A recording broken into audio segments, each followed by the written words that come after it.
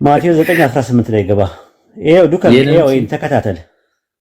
ይህንንም ሲነግራቸው አንድ መኮንን መጥቶ ልጄ አሁን ሞተች፣ ነገር ግን መጥተህ እጅህን ጫንባት በሕይወትም ትኖራለች እያለ ሰገደለት አለ። ኢየሱስ ተነስቶ ከደቀ መዛሙርቱ ጋር ተከተለው። ልጄ ምን ብላለች? አሁን ምን ብላለች አለ? ሞተች አለ። ሞተች አለ ይላል። ማርቆስ 5:22 ላይ ገባ። እሺ ማርቆስ 5:22 እስከ 24 ያ ድሮን እስከ 24 እሺ ኦኬ ምን አለ? ቆይ አንዴ ስልክ እሺ ኢያኢሮስ የተባለ ከምኩራብ አለቆች አንዱ መጣ። ባየውም ጊዜ በእግሩ ላይ ወደቀና ታናሽቱ ልጄ ልትሞት ቀርባለችና እንድትድና ምንድነው እንድትድንና በሕይወት እንድኖር መጥተህ እጅህን ጫንባት ብሎ አጥብቆ ለመነው። እሱም ያለው ምንድነው? መቶ አለቃው መኮንኑ መጥቶ ኢየሱስ ምንድነው ያለው? ልጄ አሁን ሞተች ነው ያለው? ታናሽ ልጄ ልትሞት ቀርባለች ነው ያለው? አዎ ልትሞት ቀርባለች። የትኛውን ነው ያለው? ሞተች ነው ልትሞት ቀርባለች? የትኛውን ነው ያለው? ዱከም ቆይ ዱከም አንዴ ስክሪንሾት ያደረኩበት ቦታ ላይ ነው። ይኸው ዱከም ላንተ ነው እንግዲህ የድሮን የተወነጨፈውና አንደኛው ላይ ዱከም ይኸውልህ ልጄ ልትሞት ቀርባለች። ዝም ብለህ አንብብ አትጥራኝ። አንደኛው ደግሞ ሞተች ይላል። ኧረ ቆይ እንዴ ያው እየጠየቀህ እኮ ነው። የትኛውን ሞት ይጥራህ ያው ሞተች ሌላ ነች እቺኛዋ ሌላ ትሆናለች። አምናቃለሁ። ኧረ ራሱ ነው ታሪኩ። እንዴት አንድ ሁለት ወንጌል የሁለት ሰው ታሪክ እንዴት ሁለቱም ላይ ይጻፋል? የአንድ ሰው ማቴዎስ ሲዘግብና ማርቆስ ሲዘግብ ይለያያሉ። ተለያይቶ ነው የመጣው። ማቴዎስ ሲዘግብ ልጄ አሁን ሞተች ብሎ አለ ነው የሚለው መኮንኑ። እንዴ ለምንድን ነው ሁለት አይነት የሚሆኑት? የሚዘግቡት የአንድ ሰው ታሪክ ሆነ ለምንድን ነው ሁለት አይነት ዘገባ የሚያስቀምጠው? እኔ ምን አውቃለሁ? ችግሩ ከማን እንደሆነ አላወቅኩም በራሱ። እኔ ምን አውቃለሁ ይላል ጥቅሱን አመጣው እና ታዲያ እኔ ምን አውቃለሁ? እንዴ ጥቅሱን ያመጣው አንተ ከሆነ ወይ እና እኔ መልስ ለመስጠት ነው እንዴ የመጣሁት? እኔ እኮ መልስ ለመስጠት አይደለም፣ ጥያቄ ለመጠየቅ ነው የመጣሁት። ማን ነው ጠይቅ? የተገኘውን ሰው ያገኘሁትን ሰው ሲጠይቅ እንግዲያው ሳፌን ይዤ ልቀመጣ ነኝ። እሺ ልጀምር። በቃ እኔ ሰላት ልስገድ። እሺ አፎን ሂድ በቃ። እሺ ለለለ ሃይፐርሶኒክ ታጥቅ ያለውን በቃ ሂድ በቃ። ያው ልጆቹን እንደዚህ ያረክ ለጋገብን ከዛ ግራ አጋቡን መተው። ልጆቹን እንደዚህ ያልክ ለጋገብን ከዛ ግራ አጋቡን መተው። አሁን ሰለቸኝ። እግዚአብሔር እንትና ዮሐንስ ስለ ኢየሱስ ሲናገር ምንድነው ያለው? ሉቃስ 3:16 ላይ እኔስ በውሃ አጠምቃቸዋለሁ፣ ነገር ግን የጫማውን ጠፍር መፍታት የማይገባኝ ከኔ የሚበረታ ይመጣል፣ እሱ በመንፈስ ቅዱስና በእሳት ያጠምቃቸዋል አለ። ማቴዎስ 3:11 ላይ ሲዘግብ ደግሞ እኔ ለንስሐ በውሃ አጠምቃቸዋለሁ፣ ጫማውን እሸከም ዘንድ የማይገባኝ ከኔ በኋላ የሚመጣው ከኔ ይልቅ ይበረታል፣ እርሱ በመንፈስ ቅዱስና በእሳት ያጠምቃቸዋል ይላል። የትኛውን ነው ያለው ዮሐንስ? የጫማውን ጠፍር መፍታት የማይገባኝ ነው ያለው? ጫማውን እሸከም ዘንድ የማይገባኝ ነው ያለው? የትኛውን ነው ያለው? ሁለቱንም እሱ እኮ ነው ያለው። ገባኝ። ሁለቱንም ነው ያለው። አራት ላይ ያለው እሱ ነው፣ ሶስት ላይ ያለው እሱ አይደለም። የተለያየ እንትን ነው። ሉቃስ ላይ የተዘገበው ሌላ ነው፣ ማቴዎስ ላይ የተዘገበው ሌላ ነው። ያንን በሌላ ጊዜ ይሄንን በሌላ ጊዜ አውርቶ ይሆናል። ስለ አንድ ነገር ነው እኮ የሚያወራው። እኔ በውሃ አጠምቃቸዋለሁ አለ። የጫማው ጠፍር መፍታት የማይገባኝ ከኔ የሚበረታ ይመጣል፣ በመንፈስ ቅዱስና በእሳት ያጠምቃቸዋል አለ። ማቴዎስ ላይ ደግሞ እኔ በውሃ አጠምቃቸዋለሁ፣ ነገር ግን ጫማውን እሸከም ዘንድ የማይገባኝ ከኔ በኋላ የሚበረታ ይመጣል፣ እሱ በመንፈስ ቅዱስና በእሳት ያጠምቃቸዋል አለ። የትኛውን ነው ያለው ኢየሱስ? የጫማ ጠፍር መፍታት የማይገባኝ ነው የሚለው? ጫማውን እሸከም ዘንድ የማይገባኝ ነው ያለው? ስለዚህ ተርጓሚዎች ወይ ደግሞ የተጻፈበት ቋንቋ ወደ አማርኛ ሲፈቱት አጨማልቆት ይሆናል። ግሪኩ ላይ ነው ያለው እኮ። ቀጥታ ግሪኩ ነው እንደዚህ የሚያወራው? አዎ። ረመዳን እንደዛ ከሆነ እኔ አላውቅም። የትኛውን ነው የሚለው? እኔ አላውቅም። እንደዛ ከሆነ ግሪኩ ላይ እንደዛ በተጻፈበት ቋንቋ ወይ ደግሞ ኢየሱስ ያወራውን ቋንቋ ላይ እንደዛ የሚል ከሆነ እኔ አላውቅም። እኔ መጽሐፉ ምን እንደሚያወራ ማቴዎስ 8:5 ላይ ደግሞ እንደዚህ የሚል ቃል አለ። ወደ ቅፍርናሆም በገባ ጊዜ የመቶ አለቃው ወደ እርሱ ቀርቦ ጌታ ሆይ ብላቴናዬ ሽባ ሆኖ እጅግ እየተሰቃየ በቤቴ ተገኝቷል ብሎ ለመነው ይላል። አይ ወደ ማቀርቦ ይላል የመቶ አለቃው ወደ ጌታ ቀርቦ ጌታ ሆይ ማቴዎስ 8:5 ላይ ማለት ነው። ሉቃስ 7:2 ላይ ደግሞ የመቶ አለቃው የሚወደው ባሪያው ታሞ ሊሞት ቀርቦ ነበርና ስለ ኢየሱስ በሰማ ጊዜ የአይሁድን ሽማግሌዎች ወደ እርሱ ላከ፣ መጥቶም ባሪያውን እንዲያድነው ለመነው ይላል። እዛ ተላኪ ላከው፣ እዚህ ደግሞ ራሱ ነው የመጣው። ስለዚህ የትኛው ነው ትክክል ዘገባ? እኔ እንጃ።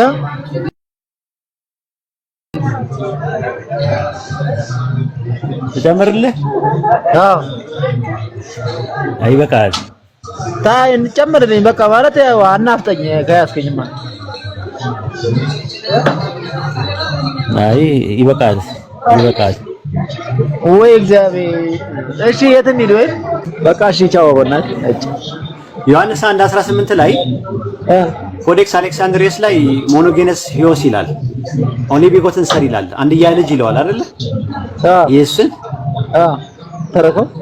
ኮዴክስ ቫቲካንስ ላይ ደግሞ ሞኖጌነስ ቴዎስ ይለዋል፣ ኦንሊ ቢጎትን ጋር ይላል፣ የተወለደ ልጅ ይለዋል። የትኛው ነው ትክክል? የተወለደ ልጅ የሚለው ነው የተወለደ አምላክ የሚለው ነው ትክክል? ከግሪኩ ላይ እኔ ግሪክ አላውቅም። ምን እንጃ። ቀለል አድርገን አንድ ቀለል ያለ ጥያቄ ልፈልግ። መዝናኛ ወንጌል ምዕራፍ 1 ላይ ስትመለከተው ማርቆስ ወንጌል ምዕራፍ 1 ላይ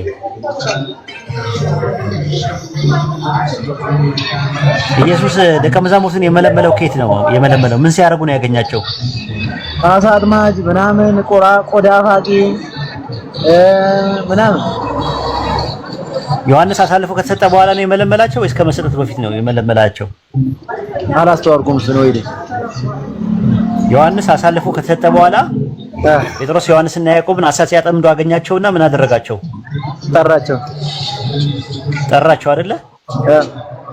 ነገር ግን የዮሐንስ ወንጌል ምዕራፍ 1 ላይ ደግሞ ከዮሐንስ ደቀ መዛሙርት የነበሩትን ሶስቱን ለደቀ መዛሙርትነት መለመላቸው። ያኔ ዮሐንስ እስር ቤት አልነበረም ይላል። እሱን ሐዋርያቶች ጴጥሮስ ዮሐንስና ያዕቆብን ኢየሱስ የመለመላቸው ዮሐንስ እስር ቤት ከገባ በኋላ ነው ወይስ ከመግባቱ በፊት ነው? ኧረ እንጃ። አንተ የትኛው ነው ትክክል? እኔ ምን አውቃለሁ?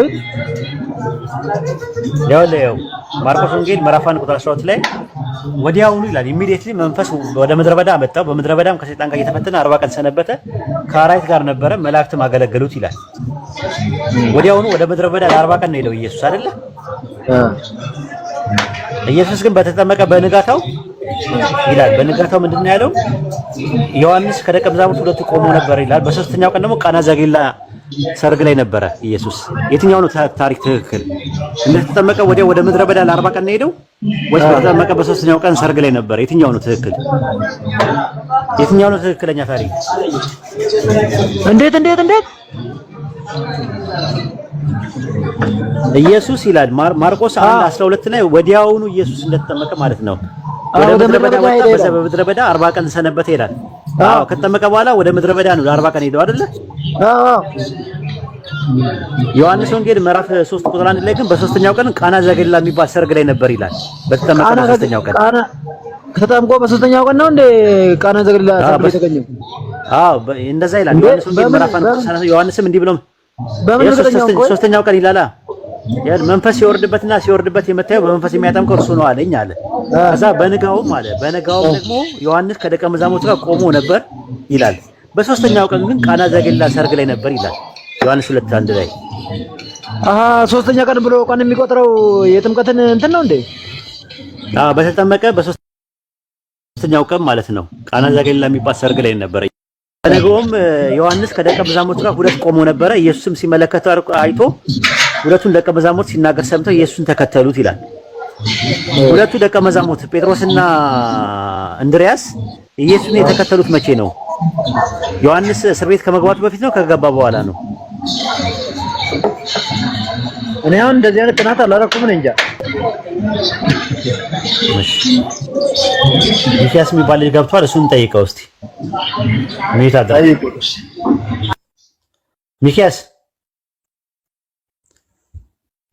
ሚኪያስ አህመድ መሰለኝ ኡስታዝ። ሚኪያስ የሚለው አዎ አህመድ ያኛው ትንሹ አይደለም፣ ሌላ አህመድ ያኛው ድምፁ ጎራን ነው። ኦኬ ሙስሊም ነው። አራው አህመድ አታውቀውም? ዴቭ ጋም ኦኬ ረስቼ ይሆናል። ኦኬ ባለ ነጥብ ኡስታዝ ወይት ሰላም ነው? እንዴት ነህ? ሰላም ነው።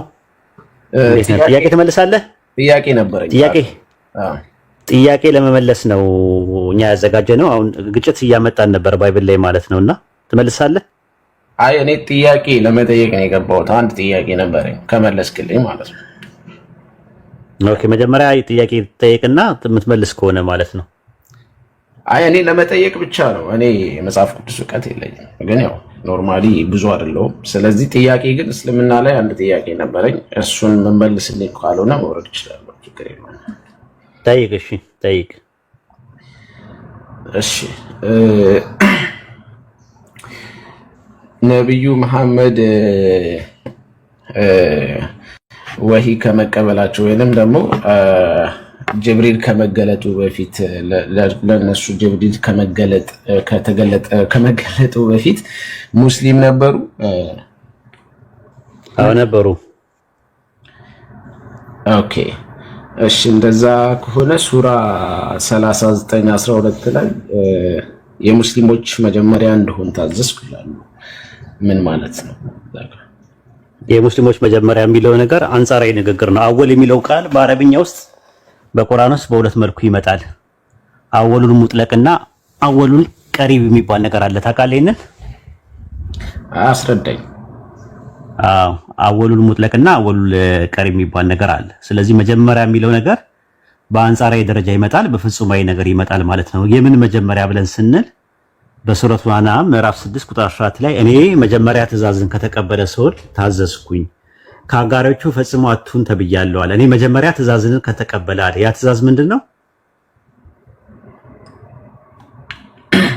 እኮ አስረዳኝ። ምንድነው ያ ትእዛዝ? እኮ የነገርኩህ እኮ ነው። ሱረቱ ጠላቅ ምዕራፍ 65 ቁጥር 5 ላይ ይህ ያላ ትእዛዝ ነው ወደ እናንተ ማወረድ ነው ይላል። ቁርአንን ነው።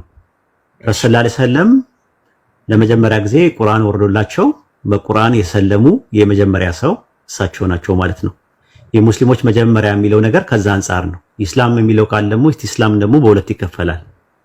አንደኛ ነገር ምንድነው? ኢስላም ከዊኒና ሸርዒ ተብለው ለሁለት ይከፈላል ማለት ነው። ከዊኒ ማለት በተፈጥሮ ሰዎችም ሲወለዱ ጀምሮ ሙስሊም ሆኖ ነው እንትን የሚሉት። ግን ሸርዒ ማለት ሸሪዓውን መሰረት ያደረገ ትእዛዝ መጥቶ የሚሰልም ሰው ደግሞ ከዛ አንጻር የሙስሊሞች መጀመሪያ የሚለው ከዛ አንጻር ነው። ግን ከልጅነታቸው ጀምሮ ሙስሊም ነበሩ። እያንዳንዱ ሰው እንትን ሲል ሙስሊም ነው ራሱ። አሁን ለምሳሌ ማለት ነው እያንዳንዱ ሰው ሲወለድ ሙስሊም ሆኖ ይወለዳል ማለት ነው በተፈጥሮ። ስለዚህ በኋላ ደግሞ ቀጥል። እሺ ስለዚህ ሙስሊም ነበሩ። ያው ሙስሊም ያው እምነቱ ነው፣ የእምነቱ መገለጫ ነው ሙስሊም ማለት አይደል? አይደለም። ምንድነው ሙስሊም? አይደለም። ሙስሊም ኢስላም ማለት መታዘዝ ማለት ነው ትርጉሙ ሲምፕሊ። ሙስሊም ማለት ደግሞ ታዛዥ ማለት ነው። በሁለት አይነት መልኩ ሰዎች ለአላህ ይታዘዛሉ ማለት ነው። አንደኛው ከዊኒ ነው፣ በተፈጥሮ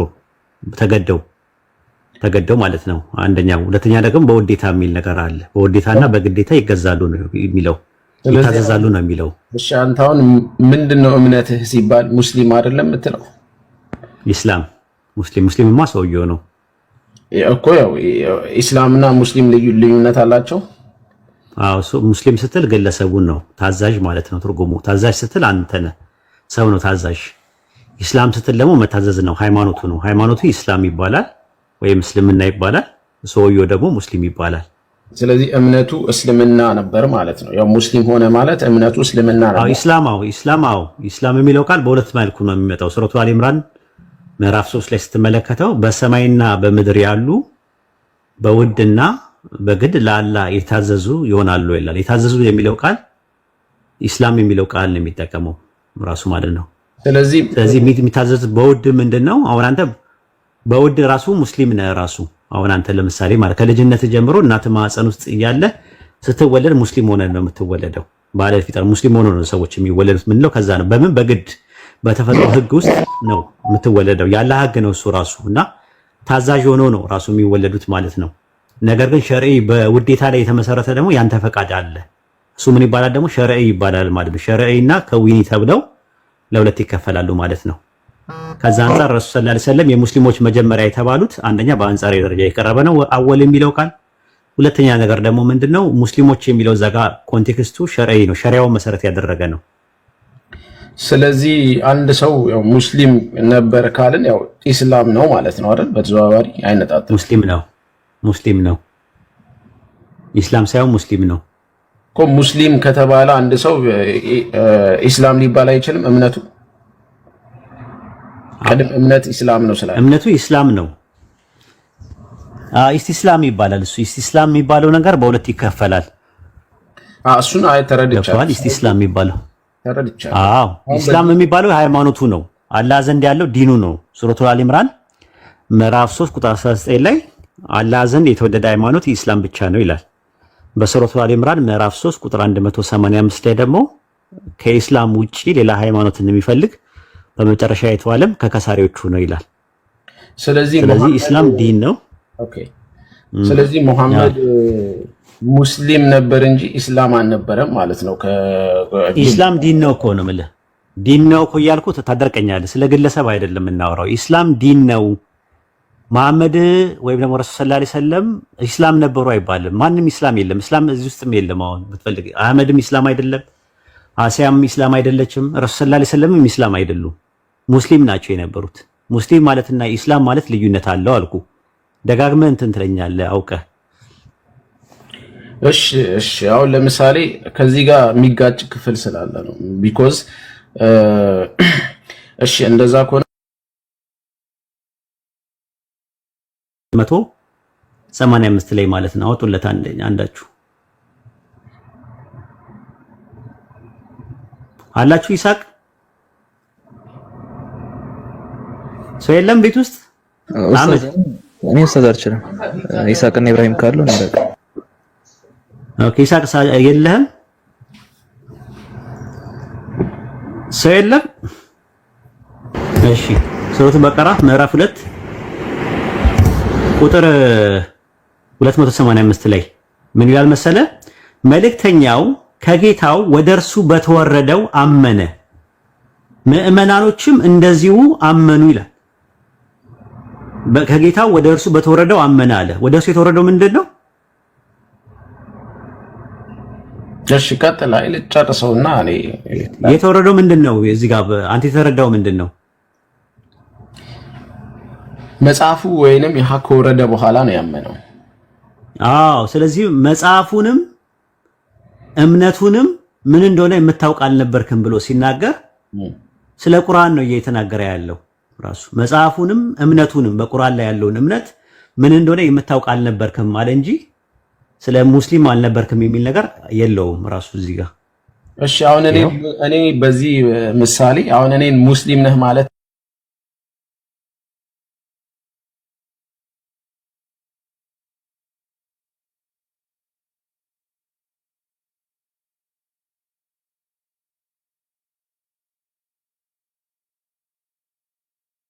ሪዋያ ላይ ደግሞ ምን አሉ ረሱል ሰለላሁ ዐለይሂ ወሰለም ሲናገሩ አንድ ሰው በአፉ እስኪል ድረስ ሙስሊም ነው ብለዋል። ለአቅመ አደምና ለአቅመ ሐዋ ደርሶ በዚህን እምነት ተከታይ ነኝ ብሎ ራሱ ክሌም ካደረገበት ጊዜ ጀምሮ ያኔ ይከፍራል ማለት ነው።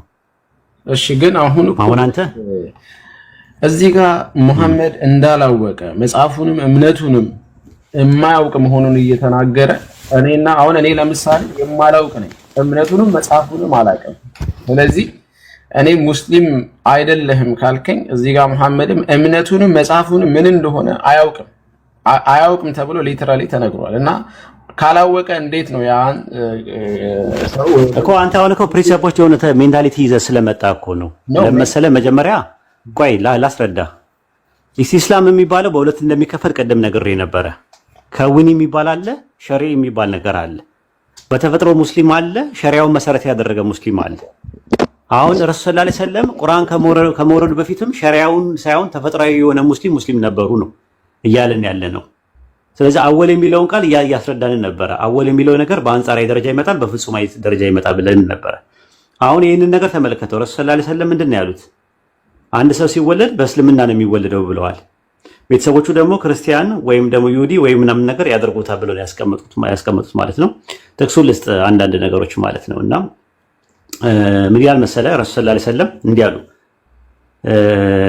ኢማም ሙስሊም መጽሐፍ 46 ቁጥር 38 ላይ ነው ያለው። አቡ ሙአዊያ እንደተረከው ረሱል ሰለላሁ ዐለይሂ ወሰለም እንዲህ አሉ፣ ማንም የሚወለደው በአንደበቱ እስከሚል ድረስ በኢስላም ላይ ሆኖ እንጂ አይወለድምና አሉ። አንተ ከመወለድ በፊት አሁን ለምሳሌ ያንተ ልጆች አሁን ሙስሊም ናቸው ሕፃን እያሉ እስኪል ድረስ ብለዋል፣ እስኪል ድረስ አሉ።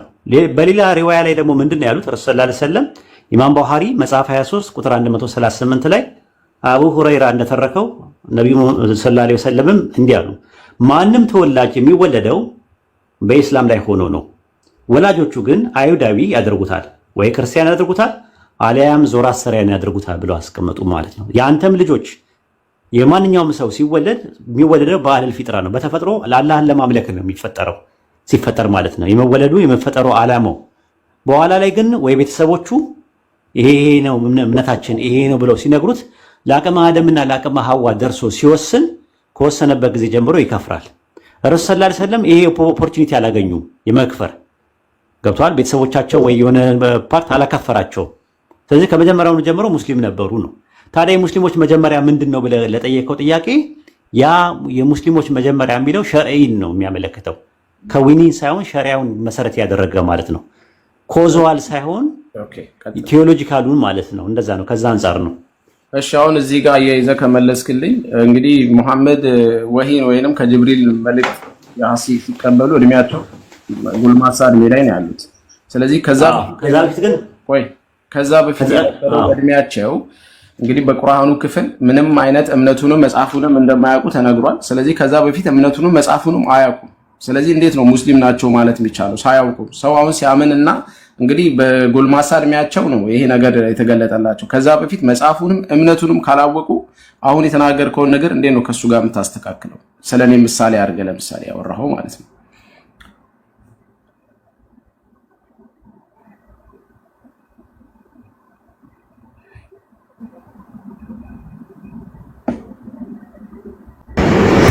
ኡስታዝ አትሰማም?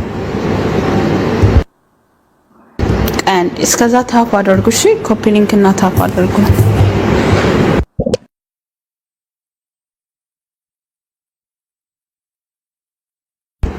ለምን ወጣ? አቤት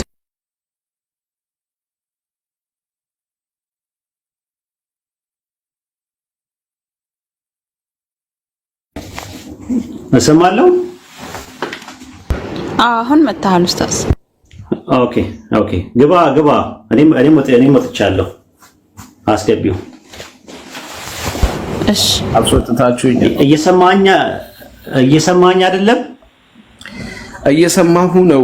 ስለዚህ ምንድነው ያልኩ? ሙስሊም በስንት ይከፈላል ብዬ ነገርኩ። እሱ ላይ እኮ አይደለም አሁን ጥያቄ ወሂድ። አሁን እኮ ሸሪዓውን ነው። ሁለት አይነት ነው ካልኩ ሸሪዓውን መሰረት ያደረገ አለ፣ ተፈጥሮን መሰረት ያደረገ አለ። ከዊን ሸሪዒና አታዳምጥም እኮ ችግሩ እኮ አንተ እሱ ነው። እያዳመጥከኝ አይደለም። ጥያቄ ትጠይቃለህ፣ ማብራሪያውን እያዳመጥክ አይደለም ያለው። አንዴ ልድገምልህ። ኢስላም በሁለት ይከፈላል። አንደኛ ከዊኒ ይባላል፣ አንደኛው ሸሪዒ ይባላል። ከዊኒ ማለት ምን ማለት ነው ሲባል ተፈጥሯዊ የሆነ ነገር ከመጀመሪያውኑም ስንፈጠር ጀምሮ አላህ ለኢስላም ዓላማ ሁሉንም ሰው ሲፈጠር በሙስሊም አድርጎ ነው የሚፈጥረው። ሲወለድ ሙስሊም ሆኖ ነው የሚወለደው።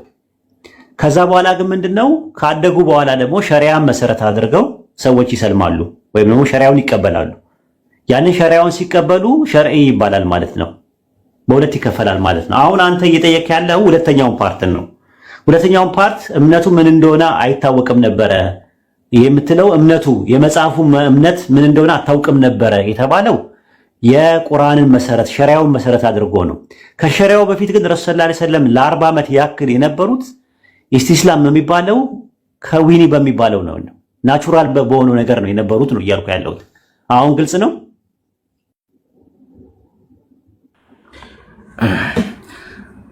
እሺ አሁን በተፈጥሮ ሙስሊም ናቸው እያልከኝ ነው እና ሙሐመድን በተፈጥሮ ሙስሊም ናቸው ስትለኝ፣ ስለዚህ ይሄ አሁን እኔ እኮ በዚህ ክፍል አንጻር ነው የጠየኩ። ቢኮዝ እሺ በተፈጥሮ ሙስሊም ናቸው፣ እኔም በተፈጥሮ ሙስሊም ነህ ብለኸኛል። ሁሉም ሰው ሲወለድ በተፈጥሮ ሙስሊም ነው ብለሃል። አንተ ከፍራል። ረሱል ግን የሚለየው ምንድነው? ረሱል አልከፈሩም፣ አላሻረኩም፣ አልከፈሩም። እሺ ቁጥር 3 ምን ይላል? ذلك بأنهم آمنوا ثم كفروا فطبع على قلوبهم فهم لا يفقهون ይላል። ይሄ በልቦቻቸው ላይ ታተመ ነው። ያው ኩፍር እሱ ላይ ታተሙበታል ማለት ሰውየው ላይ እንደዛ ነው። ኡስታዝ ትክክል ነው። እንደዛ ነው የሚለው ማለት ነው። ስለዚህ በታተመ ጊዜ ነው የሚለው። በታተመ ጊዜ ከዛ አንጻር ነው አላህ ቀድሞውኑ ስለሚያውቅ ወደፊት እንዳያደርግ እንዲገደል ያስደረገው ማለት ነው። በኸድር አማካኝነት ነው ፖይንት ያለው እሱ ነው ያለው ነገር ማለት ነውና ይሄ ነገር ምንድነው? ሁለት ሰዎች ሾተ ላይ ሳያነሱ እንደዛ ነው ራሱ። በነገራችን ላይ እንዲህ አይነት ነገሮች የተደረጉ አሉ ባይብል ላይ። ኤግዛምፕል ልስጥ፣ ወደ ባይብል ልግባ። ኡስታዝ አንደኛ ሳሙኤል ምዕራፍ 15 ላይ ገባ። ምዕራፍ 15 ቁጥር 1 ላይ ገባ።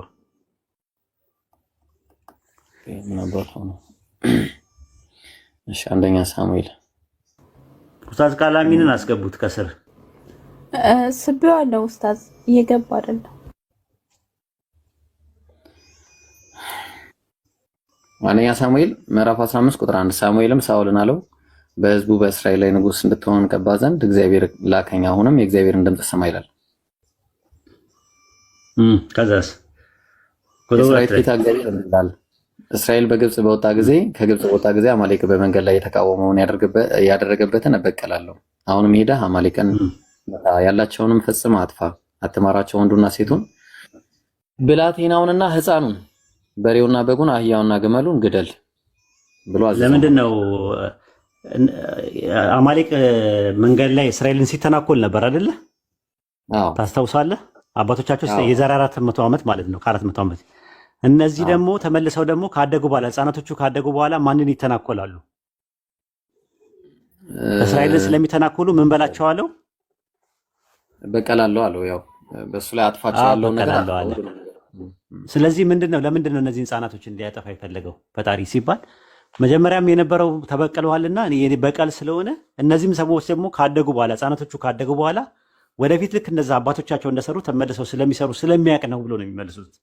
ምን ስለሚል ወደፊት እነዚህም እንደዚህ እንደሚሰሩ ስለሚያውቅ ነው ይለዋል። ስለዚህ ሰው ባልሰራው ነገር እንዴት ሊገደል ቻለ? እንዲገደሉ አዘዘ ሲባል ወደፊት ምን እንደሚሆኑ ስለሚያውቅ ፍትሃዊ ነው ስለሚያውቅ ነው። ካደጉም በኋላ ወደፊት ማድረጋቸው ስለማይቀር ከወዲሁ እንደውም እንዲወገዱ አድርገዋል ብለው መልስ ይሰጣሉ። ራባዮችም እንደዛ ነው የሚመልሱት። ኡስታዝና የሆነ ሰው አይቼ ነበር እንደዛ ይመልሱ እንጂ ህፃናቶቹ ለምንድን ነው የተገደሉት? ምን አጥፍተው ነው ስትላቸው እንደዛ ነው ካደጉ በኋላ ሌላ ነገር ስለሚያደርጉ።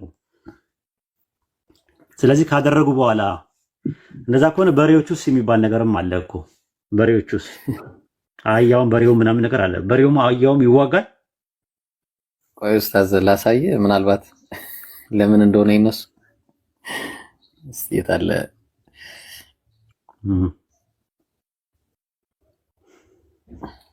ምናልባት እንደዚህ ካሰበን ያላቅም ከይቅርታ ጋር እንደዚህ ታስበው ከሆነ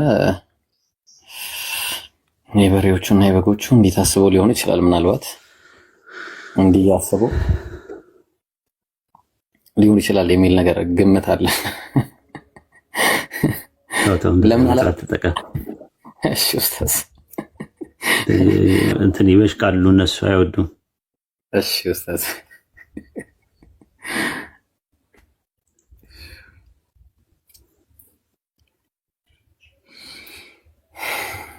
እና ኡስታዙና ቀጥል። ከፕሪዴስቲኔሽን ጋር ማነው ከእንትን ጋር የተያያዘ ነው ከማነው ይቅርታ ከመጀመሪያ አላህ Subhanahu Wa Ta'ala የሩቅ ሚስጥሩን ስለሚያውቅ ነው አይደለ? በቃ ባጭሩ ይሄ የተደረገው ማለት ነው። እንትን ነው ሁለት ሰዎች ሾተ ላይ አያነሱም ሁለቱም የሳት ቢሆኑ እንጂ አሉ ረሱል ሰለላሁ ዐለይሂ ወሰለም። ሰሃባዎች ምን አሉ? አይ እንትኑ ይሁን አሉ ማለት ገዳዩስ እሺ ይሁን ወይ እሳት ይሆናል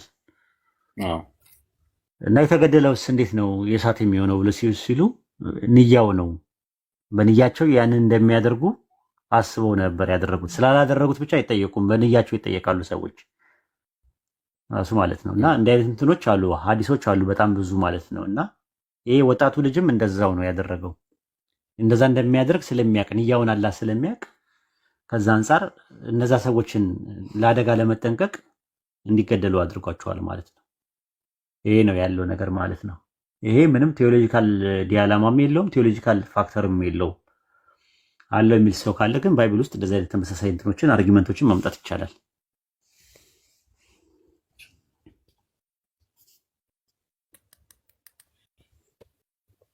ጥያቄ ያላችሁ ግቡ ከታች።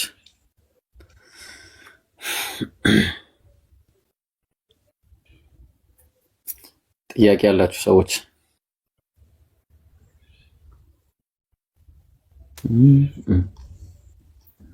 ይሳቅ መጨመር የምትፈልገው ነገር ካለ ጨምር። የለም እኮ ኡስታዝ ይሳቅ ነው የሌለው። አዎ ንገ የለም ያረኛ አይደለም። እኔ ግን መስፍን ገብቷል። እስቲ አንደኛ ሳሙኤል 15:2 አዋራው እስቲ ኢብራሂም።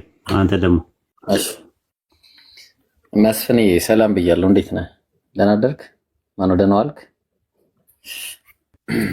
አለን። እንዴት ናችሁ? ይብራ ሰላም ነው? እንዴት ናችሁ? አልሐምዱሊላህ ምንም ሰላም ብያለሁ። አለን። እዚህ ጋር እግዚአብሔር አንድ ጥያቄ አለንና እዚህ ጋር እግዚአብሔር ሳሙኤልን ማነው ሳኦልም ሳሙኤልን አለው ያው እግዚአብሔር ተናግሮ ምን አለ?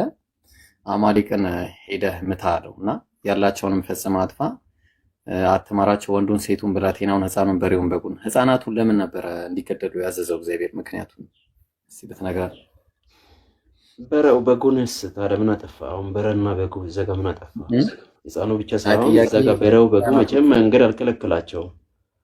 ትክክል ነው። እኔ ሕፃናቶች ላይ ነው ከላይ ከቁጥር 1 ጀምረህ ስታነብ እግዚአብሔር ለምን ይበቀላለሁ እንዳለ በቀል ነው ተናገረ።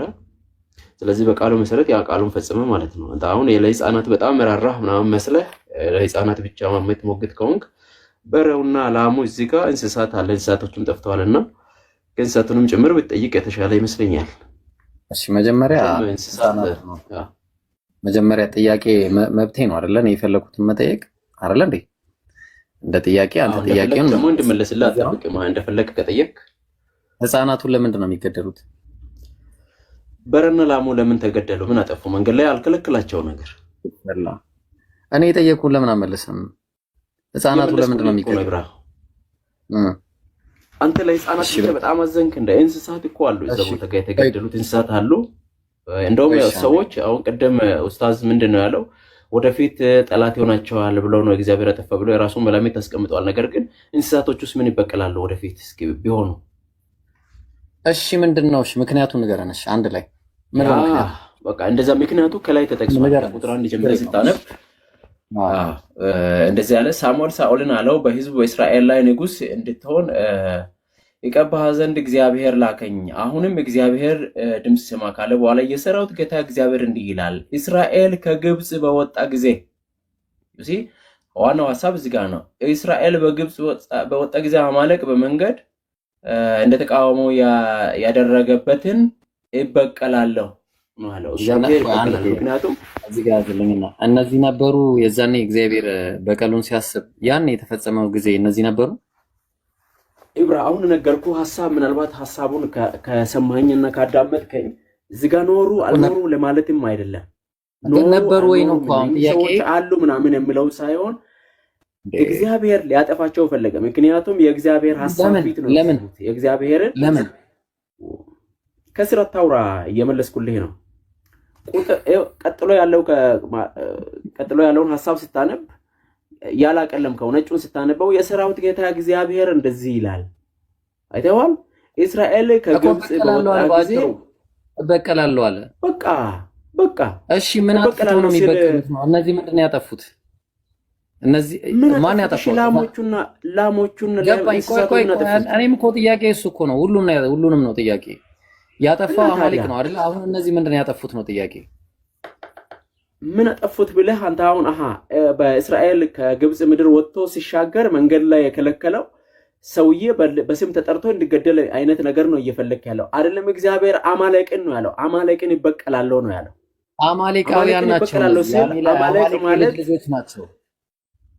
የልጅ ልጅ ተብሎ እዚህ ጋር አሁን የተጻፈልኝ ነገር አለ። አማሌቅ ነው ያለው እግዚአብሔር። አማሌቅ የተባለውን እግዚአብሔር ሊበቀል ስለፈለገ ተበቀላቸው። ቃሉን ፈጸመ ማለት አንድ ሰው ነው አማሌቅ ይሄ ሰውዬ አማሌቅ ማለት አንድ የሆነ ህዝብ ብሔር ነው።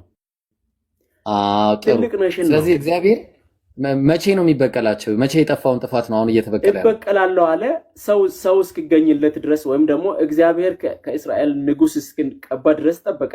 ጊዜው ደረሰ፣ ንጉስ ተቀባ፣ ተበቀለ ማለት ነው። ከዛ ምንም ያላጠፉትን ህዝቦች ተበቀላቸው። ከስንት ዓመት በኋላ ነው መስፍኔ? ከስንት ዓመት በኋላ ነው ይሄ ነገር የተፈጸመው? ከስንት ዓመት በኋላ? ከሺህ ዓመት በኋላም ይሁን አሁን አመቱን ሳይሆን እግዚአብሔር አማሌቅን ነው ህፃናቶቹ እናርገው ነው ቃሉን ፈጸመ። ግን ወንዶቹና ሴቶች ቆይ በቀላል ያለው መቼ ነው?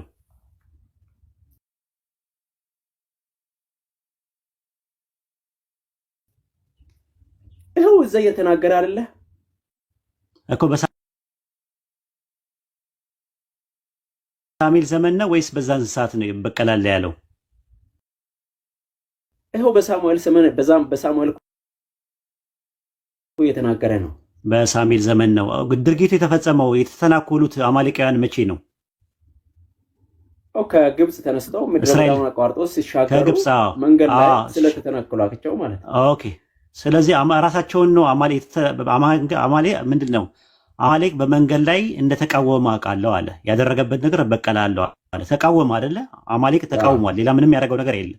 ምንድን ያደረጉት? እስራኤልን ወደ ተስፋይቱ ምድር እንዳይሄዱ ተቃወሙ እንጂ ምንም ያደረጓቸው። ሲቃወማቸው ራሳቸውን ነው ያጠፋቸው ወይስ እነሱ ካለፉ ከሞቱ በኋላ ከ400 ዓመት በኋላ የልጅ ልጆቻቸው 4 ትውልድ ካለፈ በኋላ ነው? የትኛውን ነው? የልጅ ልጅም አለፈ ምንም አለ እግዚአብሔር ሲቆጣ። ምናልባት በመጽሐፍ ቅዱስ በዘፍጥረት ምዕራፍ 5-6 አካባቢ ላይ ከሄድክ እግዚአብሔር ዓለምን ሁሉ አጥፍቷል። ምን አጠፉ? እዛ ቦታ ነው የጠየቁ ህፃናቶቹ ይኸውልህ ከ400 ዓመት በኋላ ያንን ነገር ፌር ነው ወይ ፍትህ ነው ወይ? ከ400 ዓመት በኋላ እነዛ ሰዎቹ እያሉ 4 ትውልድ አቋርጦ ህፃናትን የሚጨፈጭፍበት ፍትህ ነው ወይ ነው ጥያቄው። ፍትህን አንተ ለእግዚአብሔር ልታስተምር ትፈልጋለህ? እንደ ኡስታዝ እግዚአብሔር ዓለምን ሲያጠፋ በውሃ በሙሉ ጥያቄ ነው የጠየቀው። ፍትህ ነው ወይ? ለምን እንደዚህ ያደረግክ ተብሎ እግዚአብሔር እሱም ትክክል አይደለም። ተናግሮ ትክክል አይደለም። እሱም ትክክል አይደለም። እሱም ቢሆን ልታስተምር ነው።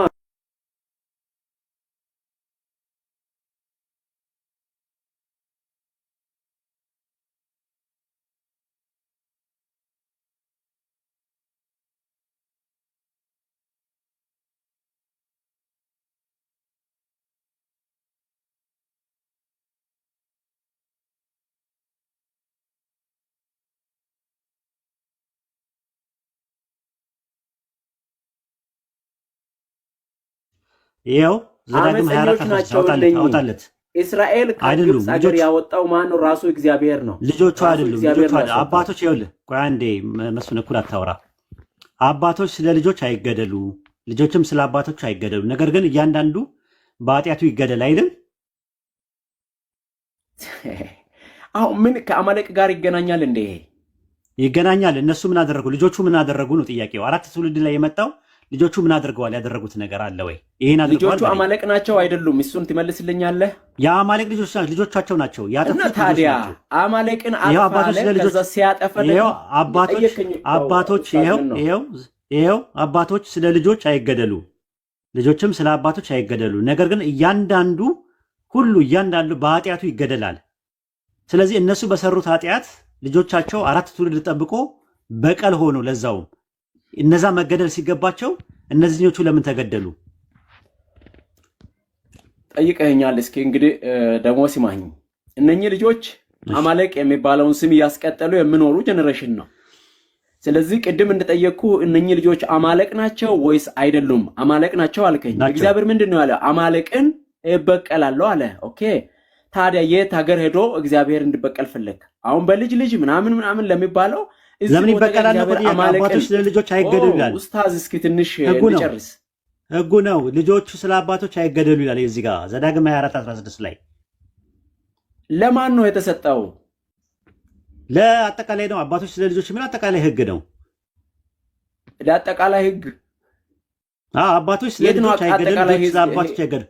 ያለም ነገር ሁሉ ይላል ሁሉ ቆይ ሁሉ እስኪ እያንዳንዱ ኡስታዝ የዓለም በኃጢአቱ ሕዝብ ነው ይገደላል። የሚተዳደርበት በዘዳግም በተጻፈው ለሙሴ ሁሉ በመጣው እያንዳንዱ ትእዛዝ ሁሉ አለ ሁሉ ለሙሴ እስራኤል ለሚተዳደርበት ለዓለም ሕዝብ ነው ወይ የወረደው ወይም ደግሞ የተሰጠው ትእዛዝ?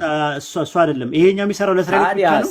ታዲያስ ለእስራኤሎች ብቻ ነው። እሱን እንደዛ ከተስማማ እግዚአብሔር አማሌቅን አጥፋ ስል አማሌቅን አጠፋ። አማሌቅ ማን ነው? ልጆቹ እንስሳቱም ጭምር እኮ ነው። አሁን አይተው ከሆነ ለምን እናንተ እንደምትለዩት በጣም ልብ ለመብላት ኖ አይደለም። እንስሳቶች እንኳን ትክክል አይደለም እኮ ነው። ወይም ደግሞ እግዚአብሔርን አመፀኛ ለማድረግ ጥረት በምታደርጉት እንጂ። አንዴ ተረጋጋ።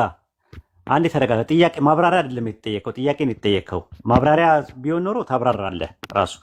አንደኛ ሳሙኤል ምዕራፍ 15 ቁጥር 2 ላይ ያለው ሕፃናትን እንስሳትን አህያ ወንበሩ እሱ ራሱ መገደሉ እኮ ልክ አይደለም ነው። ምን እግዚአብሔርን ሐሳብ አንተ እንዴት ልክ ነው ልክ አይደለም ለእግዚአብሔር አስተያየት ትሰጣለህ? እኛውን ለምሳሌ አሁን መጽሐፉ ትክክል አይደለም ነው የምንለው እኛ። መጽሐፉ ነው ችግር ያለበት፣ እግዚአብሔር ጋር አይደለም ችግር ያለው። it is your right ይሄንን ማንም አይከለክልህም።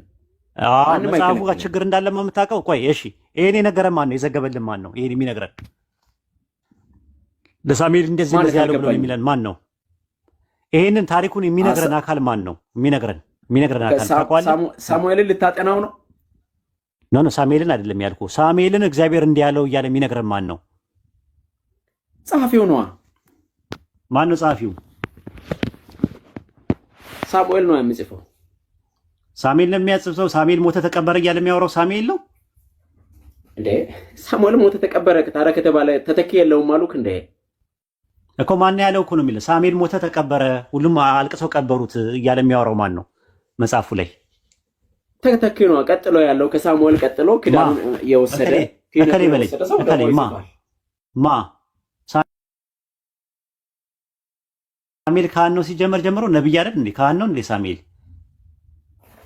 ካህንም ነብይም ነው ንጉስም ነው ጭምር ሀገርንም ይመራል። አይ ንጉስ አልነበረም። ሳሙኤል ንጉስ አልነበረ። ንጉስ የነበረው ሳኦል ነው። ሳኦል ነው የነበረው። ከዛ ዳዊት ነው የነበረው። እሺ ሳሙኤልን ተክቶ የጻፈው ማን ነው ንገረኝ። እከሌ በለኝ። ለምን እንደዚህ የግድ ሰውየውን ስም ከጠራውልህ እውነት ነው ልትለው ነው? ኖ አይደለም። መጽሐፉን የጻፈው ሳሙኤል አይደለም። አንደኛ ሳሙኤል ነው፣ ሁለተኛ ሳሙኤል ነው የጻፈው። መጽሐፉን የጻፈው በሳሙኤል ስም ተጻፈ እንጂ ሳሙኤል አይደለም የጻፈው። ማስረጃ ስጠኝ እስቲ። በሳሙኤል ስምም ተጻፈ። መጽሐፉ ትክክል አይደለም። ማን የነገረን? ማን የነገረን? ሳሙኤል ሞተ። ኦኬ መስፍን ትክክለኛ ሰው ነው ብለህ ልትናገር ነው እኮ። በጣም ማለት ምን አይነት ነገር እንደምትናገሩ በጣም ግራ ያጋባል። መስፍን ተረጋጋ። አሁን አንደኛ ሳሙኤልን ይኸውልህ እግዚአብሔር እንዲህ ብሎ አስገደለ ብሎ የነገረን ሰውየው ማን ነው? ያው ሳሙኤል አይደል እንደ በዘመኑ የነበረው ማስረጃ ስጠኝ። እሺ ማስረጃ ስጠኝ። ነገስታትን እየቀባ የነበረው ሳሙኤል ሳይ ስጠንና እንትን እንበል ስጠን እስቲ እንትን በለው 15 አንድ ላይ ይኸው ሳሙኤልን ሳውልን አለው። ሳሙኤል ሳውልን አለው በሕዝቡ በእስራኤል ላይ ንጉስ እንድትሆን እቀባ ዘንድ እግዚአብሔርን ላከኝ። አሁንም የእግዚአብሔርን ቃል ስማ። የሰራዊት ጌታ እግዚአብሔር እንዲህ ይላል፣ እስራኤል ከግብፅ በወጣ ጊዜ አማሌቅ በመንገድ ላይ እንደተቃወመ በቀላለሁ። አሁንም ሄደ አማሌቅን ምታ፣ ያላቸውን ሁሉ ፈጽማ አጥፋ፣ አትማራቸው። ወንዱን፣ ሕፃናቱን፣ በሬውን፣ በጉን፣ ግመሉን፣ አህያውን ግደል። ሳውልም ሕዝቡን ጠርቶ በጌልገላ ቆጠራቸው። 200,000 እግረኞች ከይሁዳ 10,000 ሰዎች ነበሩ። ሳውልም ወደ አማሌቅም ከተማ ወጣ፣ በሸለቆ ውስጥ ተደበቀ። ይህን የሚያወራው ማን ነው? ሳሙኤል ሳውልን አለው እያለ የሚያወራው ማን ነው?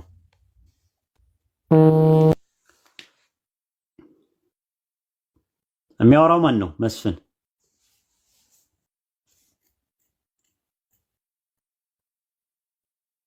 አለ? መስፍን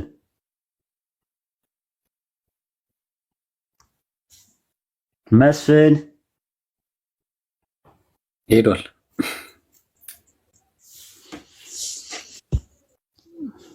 ኦኬ። በነገራችን ላይ ሌላ ነገር ላሳይህ እሱ እስኪመጣ ድረስ ሌሎቻችሁም ትምህርት ይሆናችኋል። ኦሪት ዘፍጥረት ላይ ገባማ። ኦሪት ዘፍጥረት እሺ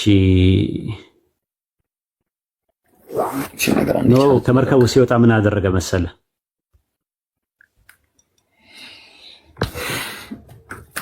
እሺ ኡስታዝ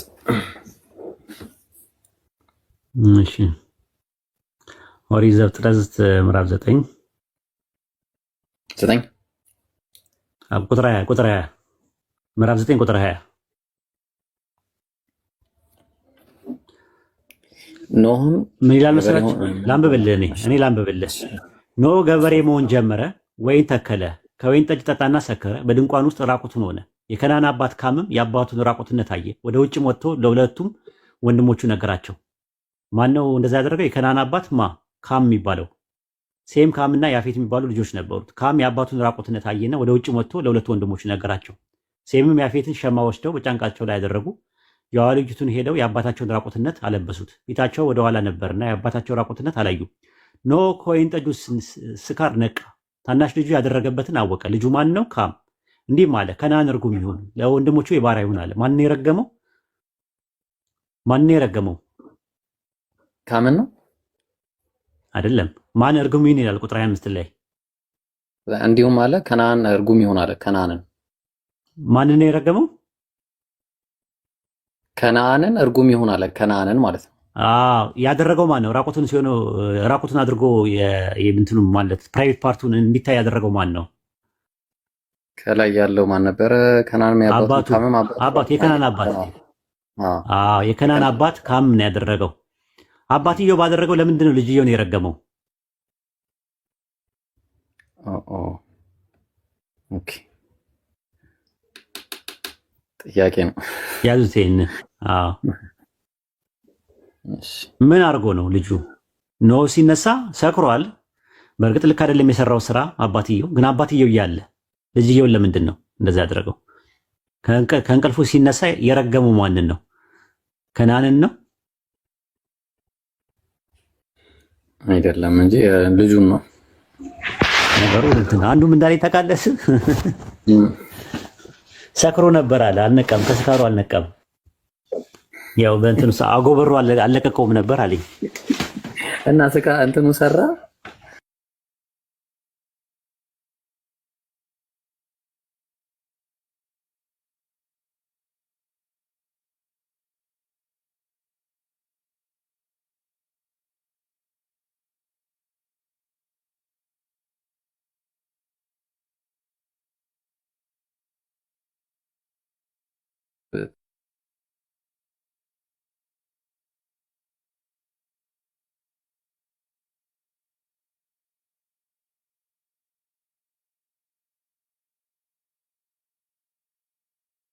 አስፈላጊ ከሆነ ደግሞ ማስረጃ ስጠኝ እኮ አልኩ። ማስረጃ ስጠኝ። መጽሐፈ ሳሙኤል ብሎ እኮ ነው ከላይ ርዕሱ ራሱ ገና ሲታየው መጽሐፈ አስቴር ስለተባለ ጸሐፊዋ አስቴር ናት ማለት አይደለም። ራሱ መጽሐፈ አስቴር ስለተባለ ማለት ነው። መጽሐፈ ኢያሱ ስለተባለ መጽሐፈ ኢያሱን የጻፈው ኢያሱ ነው ማለት አይደለም። አንዳንድ ጊዜ የብዕር ስም አለ፣ የዳቦ ስም አለ። ራሱ በብዕር ስም የሚደረግ ነገር አለ።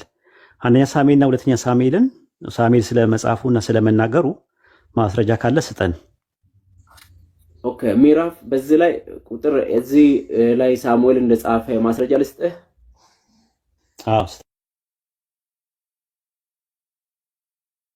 ችግር የለውም።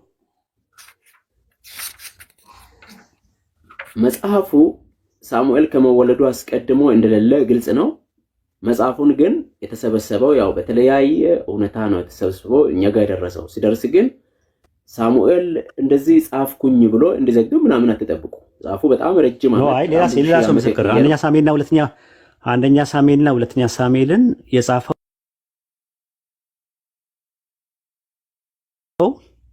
ሳሙኤል ነው የሚል ከኦሪት ዘፍጥረት እስከ ራዕየ ዮሐንስ ድረስ ማስረጃ ማቅረብ ትችላለህ። እሱ እንዲልም ማስረጃ መስጠት አይጠበቅብኝም። ገና መጽሐፉን ስትከፍቱት አንደኛ ሳሙኤል ብሎ ነው የሚሰጠው። ከዚህ በላይ እኮ አንደኛ ሳሙኤል የሚባለው የመጽሐፉ ስም ነው እኮ። መጽሐፍ አስቴርን የጻፈችው አስቴር ናት የጻፈችው። አንተ እንዳንተ እዚህ ቦታ በአንደኛ ሳሙኤል ላይ በሳሙኤል ተገበው ወይስ ከሳሙኤል በፊት ወይስ ደግሞ ከሳሙኤል በኋላ? ከሳሙኤል በፊትም ከሳሙኤል በኋላ ያለውንም የሚያወራው ማን ነው ነው ጥያቄው። ሳሙኤል ራሱ ስለመሆኑ ማስረጃ ስጠኝ ያልኩ። ሳሙኤል ሞተ፣ ተቀበረ፣ በአርማትያስ ቀበሩት እያለ የሚያወራው ማን ነው?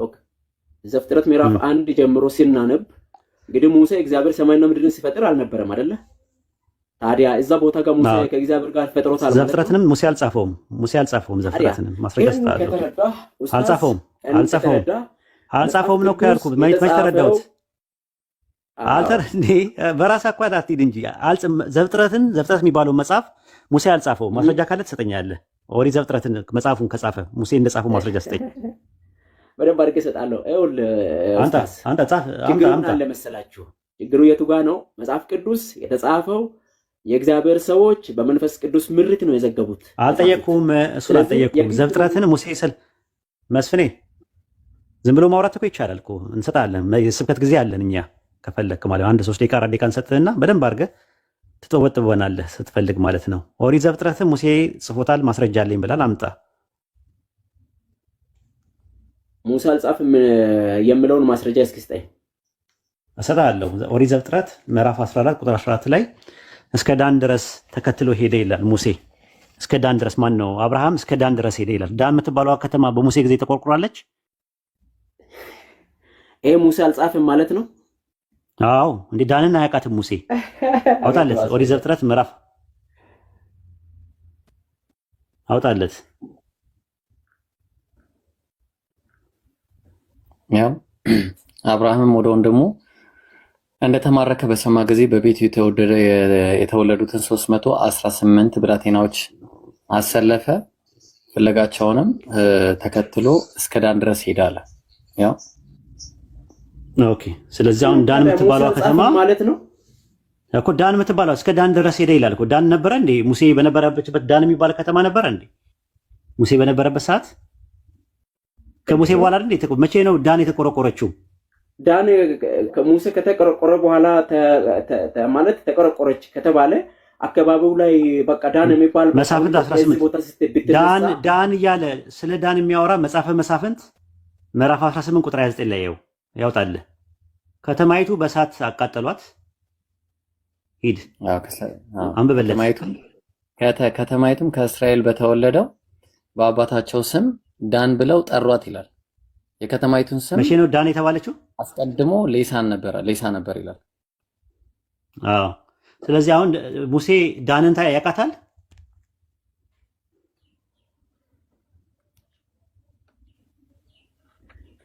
ሙሴ ዳንን ያውቃታል ወይ?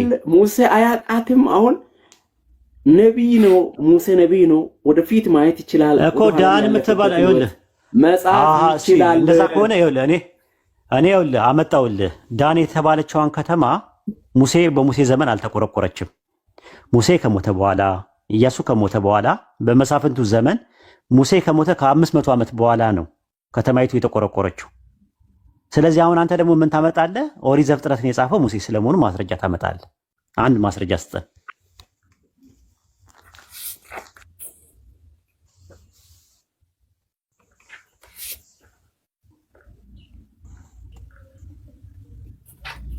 አንድ ማስረጃ ስጠን።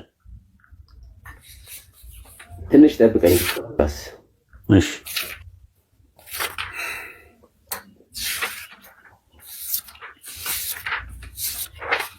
በአንደኛ ቆሮንቶስ ምዕራፍ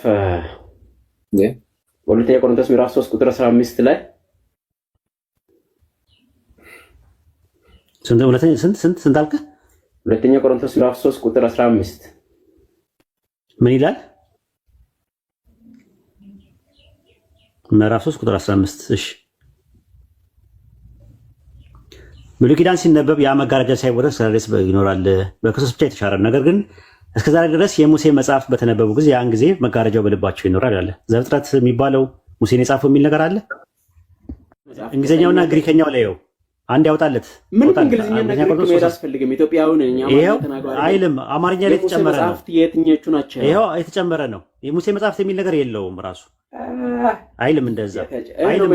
ይሄው ነው እንግሊዝኛው ላይ ያውጣለት። ይሄው በአንዴ ነው። እኔ ስለማውቀው ነው ስህተት እኮ ምን እንደሰራ። ሁለተኛ ቆሮንቶስ 3:15 ሁለተኛ ቆሮንቶስ 3:15 እሺ 3:15 አንድ እንግሊዝኛ አማርኛ ላይ ነው የተደረገው። And even to this day when Moses is read will covers their heart አለ but whenever anyone turns ይታለ መጽሐፍት የሚልታለ መጽሐፍት የሚልታለ እሺ ኤንአይቪን አውጣለት ከፈለገ ምንም ኤንአይቪ ማምጣት አይጠበቅባችሁም። አማርኛው የ54ቱን ነው ያነበብኩላችሁ። እንደዚህ ግዕዙ እንደሚል የሙሴ ኦሪት ነው የሚለው ይኸው ግዕዙን ላሳየህ፣ ይኸው ኡስታዝ ምንም አትልፋ። አሁን ቅድም ሙሳ አልጻፈም ለማለት ያመጣኸው ሙሳ አልጻፈም። አሁን ስለ ዘፍጥረትም አያወራም። ሙሳ አልጻፈም። በትልቁ አድርገኝ። አላመጣህም እኮ አሁንም ኦሪት ዘፍጥረትን ያልኩህ። ይኸውልህ ይኸው እዚህ ጋር ይታያል። ምን ይላል? ወስመዮም ሶበቆይ አንዴ ሰምተዋል። ኧረ ቆይ እስመዮም ሰበ ያንብቡ ኦሪተ ሙሴ ነው የሚለው። የሙሴ ኦሪት ባነበቡ ጊዜ ይገለጾሙ ልቦሙ ነው የሚለው። በልባቸው ይኖራል። ታዲያ የሙሴ ኦሪት ማለት ምን ማለት ነው? ህግ አይደለ? ኦሪት የሙሴ ኦሪት ነው። ህጉ እኮ ኦሪት ተብሏል እኮ። እኔ ጠየቁ። ኦሪት ዘፍጥረት ኦሪት የተባለው ኦሪት ዘፍጥረት ምንድን ነው? ኦሪት ማለት ህግ አይደለ? ኦሪት ዘፍጥረት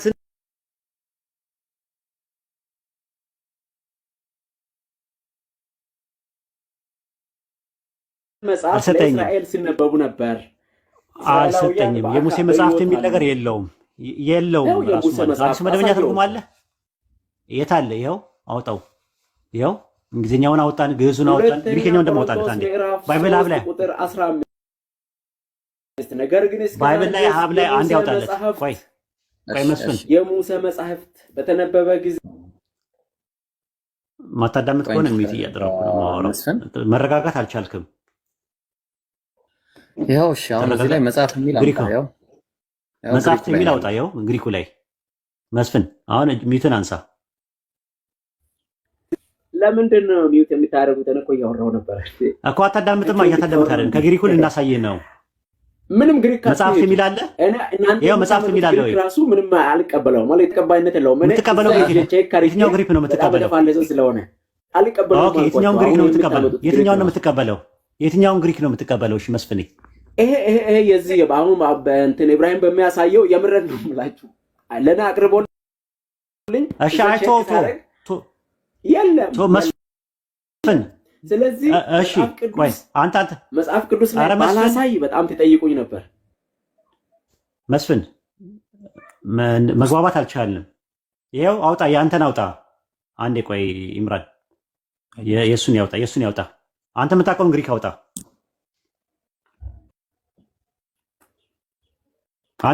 አውጣው መስፍን፣ አንተ የምታውቀውን ግሪክ አውጣው።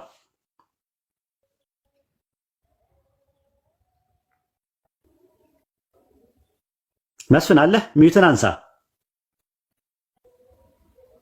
አረ በፈጣሪ ለምንድን ነው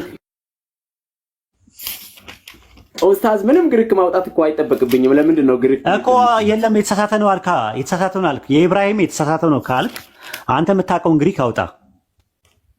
እኔ በሁለተኛ ቆሮንቶስ ምዕራፍ 3 ቁጥር 15 ላይ ሙሴ ጻፈ ስለተባለው አሳያልከኝ።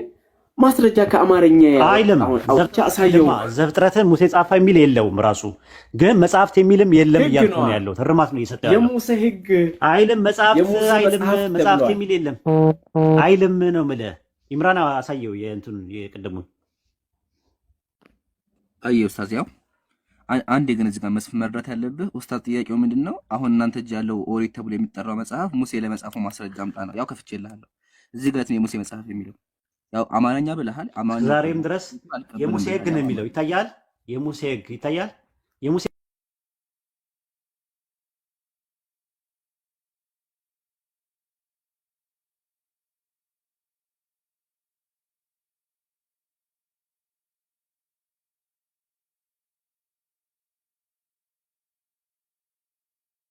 እኮ ከየት የተረጎመው ነው እኮ የምትጠይቀው? 54ቱ ላይ 54ቱ የለም አላልኩም። ከየት ነው የተረጎመው?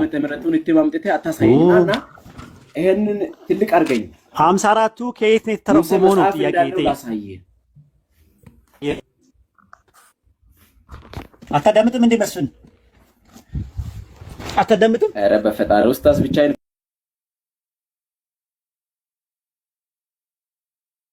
እኮ ነው የምታወራው። መስፍን አታዳምጥም እንዴ? 54ቱ ከየት ነው የተተረጎመው? ከየት ነው የተተረጎመው? 54ቱ ከግሪክ ወደ ግዕዝ፣ እንግሊዝኛ፣ አማርኛ። ኦኬ ከግዕዝ ኦኬ ኦኬ ጥሩ።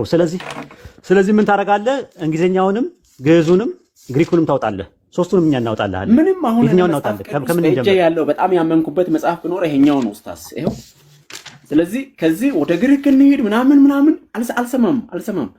በእጄ ያለው በጣም ተቀባይነት ስላለው በግሪክ ለመደበቅ አንድ በቋንቋ ምናምን በላንጉጅ ለመደበቅ አትሞክሩ። በቃ እኔም ማምንበትን እያሳየው ነው። ትልቅ አድርገኝ ላስነብብ። ኦኬ ቆይ እኔ ላውጣላችሁ። ቆይ የ1879 ትቀበላለህ? ያው 54ቱ የተረጎመበትን ትቀበላለህ? 1954ቱ አለ እኮ ለምንድን ነው ኡስታዝ? 1879 የዛሬ 200 ዓመት የነበረውን ትቀበላለህ ወይስ አትቀበልም? አልቀበልም። በእጄ ያለው ነው እየተቀበልኩ ነው። ያው እንግዲህ ይሁት ተመልከቱ። ምን እንደሚል የ1954ቱን እቀበላለሁ። አንዴ ቆይ ድርቅ አትበል። እዚህ ጋር ምን ይላል? የ1879 ነገር ግን እስከዛሬ ድረስ የሙሴ መጽሐፍ ነው የሙሴ መጽሐፍት ነው የሚለው የ1879 የቁም ጽሑፍ የአባሮሜ ትርጉም የሚባል የዛሬ 200 ዓመት የነበረ ነው።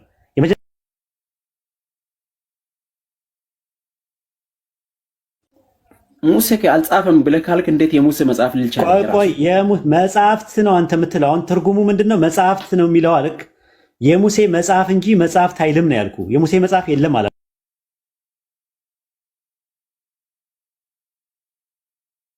አላልኩም። እኔም የሙሴ መጽሐፍ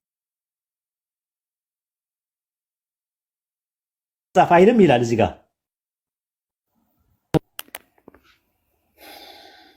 ኡስታዝ በጣም አስቸጋሪ ነው። ብቻ ማስረጃ ስናቀርብ ቋንቋ ትሸሻላችሁ።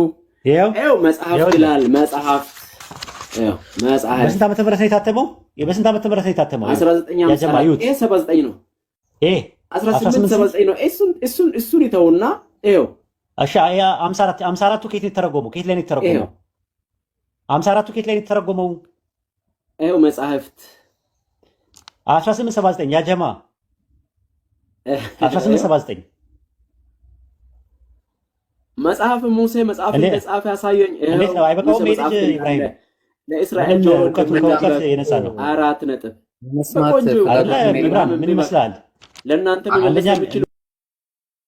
ምን ታደርጋለህ መሰለህ? መፍትሄ አይሆንም። ምን ታደርጋለህ መሰለህ? የራሳችሁ መጽሐፍ እኮ ነው እንጂ ያነበ አሁን ምን ታደርጋለህ መሰለህ? ሁለተኛ ቆሮንቶስ ምዕራፍ 3